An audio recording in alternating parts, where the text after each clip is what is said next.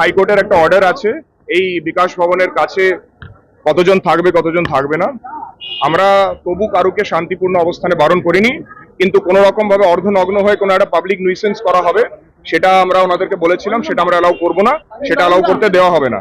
শান্তিপূর্ণ অবস্থান যেরকম হাইকোর্ট বলেছে সেই রকম ভাবে করলে আমাদের কোনো অসুবিধা ছিল না, এখনো নেই। কিন্তু যদি কোনো রকম পাবলিক নিউসেন্সের প্রচেষ্টা করা হয় আমরা সেটাকে বিরোধিতা করবো।